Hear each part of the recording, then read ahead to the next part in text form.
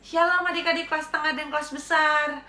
Kembali lagi di hari Minggu. Hari Minggu waktunya kita memuji Tuhan, mendengarkan firman Tuhan. Kita datang ke gereja walaupun secara online adik-adik. Adik-adik kita terus bersyukur bahwa sampai hari ini kita masih terus diberikan kesehatan. Juga kita harus terus bersyukur kita masih bisa terus ibadah walaupun secara online. Adik-adik, kabar kalian semua pasti baik dan luar biasa karena Tuhan Yesus selalu ada buat adik-adik semua. Adik-adik, sebelum kita dengerin cerita firman Tuhan, yuk kita berdoa dulu ya adik-adik. Kita tutup matanya, lipat tangannya, mari kita berdoa. Tuhan Yesus, terima kasih buat hari ini, di pagi, di hari Minggu yang indah ini Tuhan, kami semua boleh dikumpulkan walaupun secara online Tuhan, walaupun kami jauh satu dengan yang lain, walaupun kami dari tempat kami masing-masing. Tuhan Yesus yang selalu menyertai kita semua. Tuhan Yesus, kami percaya Tuhan selalu ada beserta dengan kami. Tuhan gak pernah tinggalin kami sendirian. Tuhan Yesus selalu melihat kami dimanapun kami berada. Tuhan Yesus, tadi kami sudah memuji nama Tuhan. Sebentar lagi kita mau mendengarkan firman Tuhan. Tuhan Yesus, terima kasih Tuhan buat kesempatan kali ini di mana kami boleh belajar sesuatu yang baru lagi Tuhan tentang firman Tuhan. Tuhan Yesus, terima kasih, di dalam nama Tuhan Yesus kami telah berdoa. Haleluya. Amin.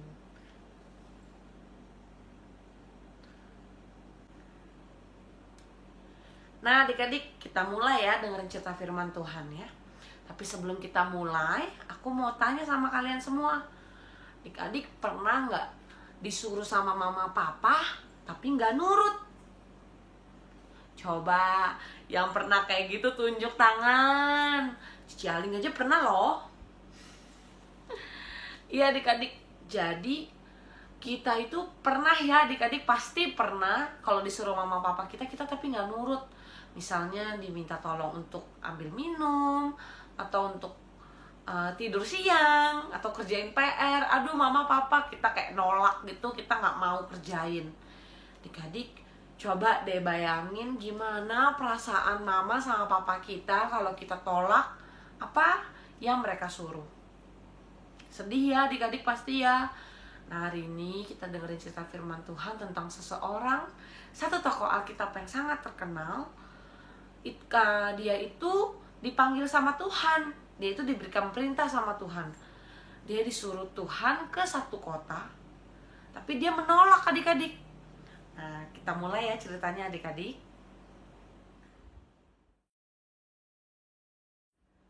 Adik-adik, ada satu kota yang bernama Niniwe. Nah Niniwe ini adalah ibu kota kerajaan Asyur. Kota Niniwe itu cukup besar adik-adik, dan dia dikelilingi oleh tembok yang tinggi dan tebal. Jadi nggak ada musuh-musuhnya orang Niniwe yang bisa masuk melewati tembok itu. Nah adik-adik, orang-orang Niniwe ini adalah orang-orang yang belum mengenal Tuhan. Mereka menyembah berhala dan nggak takut sama siapapun. Dan mereka terkenal dengan kekejamannya. Jadi kalau mereka perang adik-adik, mereka tuh nggak segan-segan bunuh atau menghabiskan semua musuhnya. Dan mereka itu suka banget menawan musuh-musuhnya untuk dijadikan budak di kota Niniwe. Nah, pada suatu hari ada seorang nabi adik-adik yang bernama Yunus. Adik-adik pasti tahu ya Yunus itu siapa. Pasti pernah dengar juga ceritanya. Dia salah satu tokoh Alkitab yang sangat terkenal adik-adik. Nah pada suatu hari Yunus disuruh sama Tuhan, diberikan perintah sama Tuhan untuk pergi ke kota Niniwe. Karena Tuhan itu melihat apa yang terjadi di Niniwe. Tuhan itu melihat kekejaman orang-orang Niniwe. Seperti apa sih Tuhan Yesus itu melihat. Nah adik-adik, jadi Tuhan memberikan perintah kepada Yunus bahwa Yunus harus pergi ke Niniwe untuk memberitahukan kalian itu mesti bertobat. Kalau kalian tidak bertobat dan tidak mengikuti Allah, Allah akan menghukum kalian. Cuma sesimpel itu adik-adik ngasih taunya. Tapi Yunus menolak. Karena apa Yunus menolak? Karena Yunus itu adalah orang Israel, dan Niniwe itu adalah musuhnya bangsa-bangsa Israel. Adik-adik, pada saat itu Yunus berpikir, oh nggak apa-apa Tuhan, saya nggak mau ke Niniwe untuk memberitakan firman itu. Nggak apa-apa, biarin aja nanti bangsa Niniwe itu habis Tuhan hukum. Karena ya memang dia musuhnya orang Israel juga Tuhan. Jadi Yunus menolak untuk mengikuti perintah Tuhan pada saat itu. Pada saat Yunus mendengar firman Tuhan itu, mendengar perintah Tuhan, dia kayak kaget banget. Kenapa aku yang dipilih? Karena dia nggak mau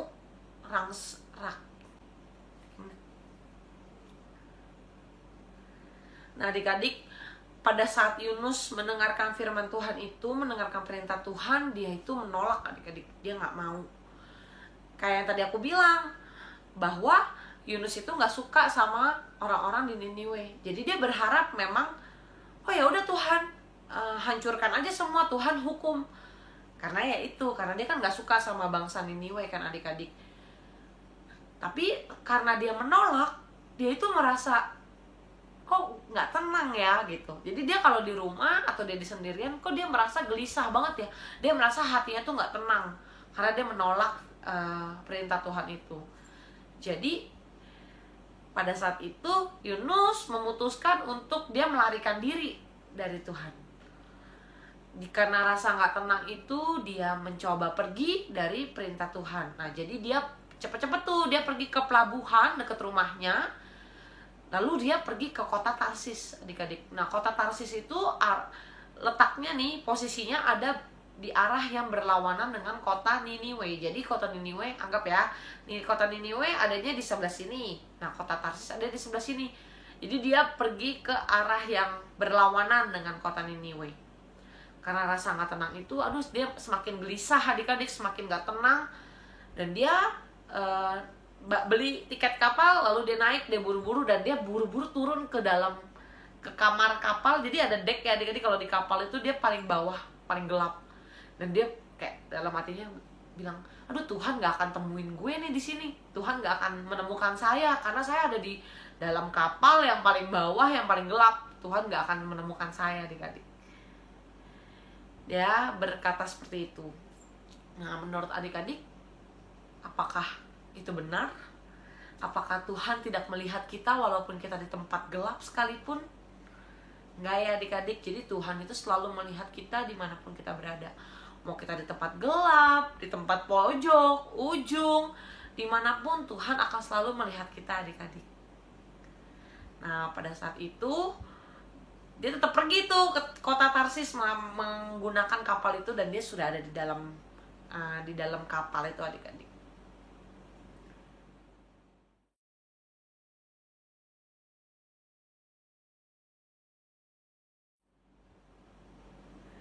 Pada saat kapal itu melanjutkan perjalanan adik-adik, tiba-tiba langit menjadi gelap karena Tuhan memerintahkan angin topan untuk bertiup. Karena angin topan yang begitu besar, ombaknya juga semakin tinggi. Dan ombak itu menghantam seluruh badan kapal sampai kapalnya itu hampir pecah loh adik-adik. Nah adik-adik, mereka semua yang berada di dalam kapal itu sangat panik. Lalu mereka berdoa kepada dewanya masing-masing. Mereka berdoa supaya angin topan ini berhenti. Tapi ya nggak ada efek. Karena yang membuat angin topan itu kan Tuhan Allah yang hidup. Jadi mereka berdoa kepada dewanya mereka pun nggak ada efeknya gitu adik-adik. Lalu mereka buru-buru semua pada panik. Terus mereka beres-beresin air, mereka kuras, mereka buang airnya yang ada di geladak kapal. Nah adik-adik, tiba-tiba kapten kapal ini teringat ada satu orang yang membeli karcis ke Tarsis dan berada di kapal, di ruangan kapal yang paling bawah. Dan dia langsung turun dan menggedor pintunya. Dan kapten kapal ini marah banget ke Yunus. Apa yang kamu lakukan? Kamu lihat kondisinya, kamu coba naik. Masih bisa tidur kamu? Coba kamu lihat betapa besarnya ombak di lautan sekarang. Coba kamu, coba kamu berdoa sama Tuhan kamu. Semoga Tuhan kamu bisa membantu kita menurunkan ombak ini yang besar ini adik-adik. Si kapten kapalnya ngomong seperti itu. Lalu Yunus buru-buru naik ke atas kapal. Lalu dia pun takut melihat ombak yang begitu tinggi, angin topan yang begitu besar. Lalu dia tersadar bahwa Tuhan nih lagi marah sama Yunus. Makanya Tuhan mengirimkan angin topan yang begitu besar dan menyebabkan ombak yang begitu tinggi. Nah, adik-adik, mereka akhirnya semua penumpang di kapal itu memutuskan untuk membuang undi. Jadi mereka undi, mereka kocok ya, kayak kocok gitu mungkin, atau mungkin mereka tarik kertas, diundi siapa nih yang mau dibuang, adik-adik. Karena ada satu orang yang dianggap membawa semua, menjadi penyebab semua bencana ini gitu. Jadi mereka membuang undi, lalu yang keluar itu nama Yunus. Dan mereka langsung kayak, kamu siapa? Kamu dari bangsa mana? Tuhan mana yang kamu sembah? Lalu Yunus berkata, iya, aku adalah bangsa Israel dan aku menyembah Tuhan Allah yang hidup. Lalu si kapten kapalnya bertanya, apa yang kamu lakukan sampai Tuhanmu murka sekali seperti ini? Sampai Tuhanmu bisa mengirimkan angin topan yang begitu besar dan membuat ombak begitu sangat-sangat tinggi. Lalu akhirnya Yunus mengakui bahwa, ya, aku sebenarnya disuruh Tuhanku. Lalu awak kapal dan kapten kapal ini bertanya kepada Yunus, apa yang kami mesti lakukan supaya angin topan ini reda, supaya angin topan ini berhenti meniup dan ombak juga nggak semakin tinggi. Lalu Yunus menjawab, buang sajalah aku ke laut, karena aku tahu ini kesalahanku. Tapi semua orang di kapal itu nggak tega adik-adik untuk buang Yunus ke laut. Mereka kayak masih berusaha putar balik biar ke daratan lagi, biar ke pelabuhan lagi. Tapi tetap gak bisa, ombaknya tetap semakin tinggi, angin topannya semakin besar. Dan akhirnya awak kapal dan kapten kapal itu yang memutuskan untuk membuang Yunus ke laut sambil mereka berdoa, Tuhan, semoga Tuhan tidak memberikan kami bencana yang lebih besar karena kami sudah membuang orang ini ke laut gitu. Jadi mereka takut banget sama Tuhan gitu. Mereka takut sama Tuhan kita yang hidup karena sudah membuang umatnya gitu ke dalam laut. Lalu benar Tuhan. Jadi ketika Yunus sudah dibuang ke laut, lalu tiba-tiba angin topannya berhenti, ombaknya udah nggak tinggi lagi. Jadi sesimpel itu adik-adik, cuman pas dibuang ke laut Yunusnya, lalu berhenti semuanya. Dan hal itu membuat awak kapal, seluruh penumpang di kapal, kapten kapal percaya kepada Tuhan Allah yang hidup adik-adik. Karena mereka percaya bahwa, loh kok kita buang satu orang yang dikehendaki, yang dipengenin sama Tuhan nih dibuang, dan berhenti semuanya. Dan mereka percaya bahwa Tuhan Allah lah yang hidup, yang bisa membuat angin topan, membuat ombak semakin tinggi adik-adik. Lalu adik-adik, bagaimana dengan Yunus? Yunus masih terus berusaha berenang ke daratan, tapi tiba-tiba ada satu goa besar, satu pintu besar, dan dia masuk ke dalam situ. Lalu dia kucek-kucek matanya, dia kucek-kucek, aduh di mana aku ini ya? Aduh, dia tetap kucek-kucek tuh, tapi gelap, bener-bener gelap sekali, nggak lihat apa-apa. Jadi di mana ya ini ya? Dia bener-bener nggak bisa lihat apapun karena gelap. Dan dia pegang kanan kiri, kok basah, dingin sekali ya di sini ya, basah dan dingin dan licin. Lalu dia tetap berada di dalam air, kayak berada di dalam laut. Jadi dia tetap kayak lagi berenang gitu, kayak naik turun, naik turun, naik turun. Lalu seketika dia sadar bahwa dia ada di dalam perut ikan, adik-adik. Dan dia sadar bahwa Tuhan tidak ingin membunuh dia. Tuhan menyelamatkan dia hidup-hidup. Tuhan menyediakan ikan besar ini untuk menyelamatkan dia, adik-adik. Yunus berada di dalam perut ikan selama 3 hari. Nah, dia tidak makan dan minum, tapi dia tetap hidup dan tidak tenggelam. Lalu di dalam perut ikan itu dia terus berdoa, adik-adik. Dia berdoa kepada Tuhan bahwa, Tuhan, keselamatanku adalah dari Engkau. Aku percaya bahwa kemanapun aku dilempar, aku jatuh ke dalam lautan yang begitu dalam, Tuhan tetap terus bersamaku, karena keselamatanku adalah dari Tuhan. Lalu dia sangat-sangat menyesal. Dia mengakui kesalahannya kepada Tuhan, bahwa gak seharusnya dia melarikan diri, tapi tetap nurut apa perintah Tuhan. Lalu Tuhan menyuruh ikan besar itu untuk memuntahkan Yunus ke daratan. Dan Yunus akhirnya sampai ke daratan dan dia keluar dari perut ikan itu, dan dia bisa menikmati sinar matahari lagi adik-adik. Dia bisa jalan lagi di aspal, nggak di dalam air lagi. Dan pada saat itu Yunus tersadar bahwa keselamatan dia adalah dari Tuhan. Dia nggak perlu takut untuk pergi ke Niniwe, ataupun dia nggak perlu takut apapun ketika dia ada bersama-sama dengan Tuhan. Dan pada saat itu dia memutuskan langsung untuk oke, sekarang aku akan pergi ke Niniwe untuk menuruti firman Tuhan. Nah, adik-adik, sudah selesai cerita tentang Yunus di perut ikan. Nah, ada beberapa poin yang kita bisa ambil dari pelajaran kali ini. Satu poin yang pertama adalah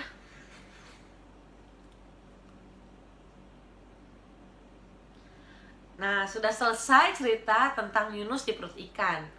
Adik-adik, ada 2 poin yang kita bisa ambil dari cerita ini. Yang pertama adalah bahwa Tuhan itu akan selalu bersama-sama dengan kita. Kita nggak akan bisa melarikan diri dari Tuhan. Mau di tempat terang, mau di tempat gelap, Tuhan Yesus itu selalu bersama-sama dengan kita, adik-adik. Jadi kita tidak akan bisa ngumpet dari Tuhan ya, adik-adik ya. Yang poin kedua adalah perintah Tuhan itu selalu baik dan benar. Jadi harus selalu kita lakukan perintah Tuhan itu kalau misalnya, dan selalu aman untuk kita. Jadi contoh seperti tadi Yunus, dia mengabaikan, dia kayak nggak mau nurutin perintah Tuhan, malah dia celaka adik-adik. Dia hampir mendapatkan binasa, di tengah-tengah laut dia dibuang. Bahkan dia hampir mengorbankan orang-orang yang tidak bersalah adik-adik, yang adalah si awak-awak kapal, penumpang-penumpang kapal itu. Lalu tapi aman bagi si Yunus untuk pergi ke Niniwe. Dan kita akan dengar cerita itu minggu depan ya adik-adik ya, soal Yunus yang sudah sampai di Niniwe. Adik-adik, hari ini kita mau buka ayat hafalan kita di Amsal 15 ayat 3. Kita buka ya.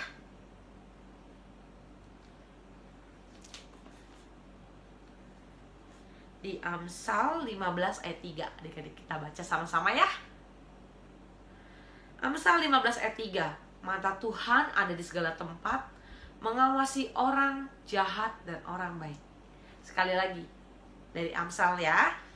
1, 2, 3. Amsal 15 ayat 3. Mata Tuhan ada di segala tempat, mengawasi orang jahat dan orang baik. Semoga cerita ini memberkati adik-adik semua yang ada di rumah, kelas tengah dan kelas besar. Cerita sudah selesai, mari kita berdoa adik-adik. Tuhan, terima kasih Tuhan bahwa kami percaya Tuhan selalu mengawasi kami dimanapun kami berada. Mau kami dalam kegelapan, mau kami dalam tempat yang terang, Tuhan, kami percaya bahwa Tuhan selalu mengawasi kita. Hal itu juga membuat kami percaya bahwa kami gak pernah sendirian Tuhan.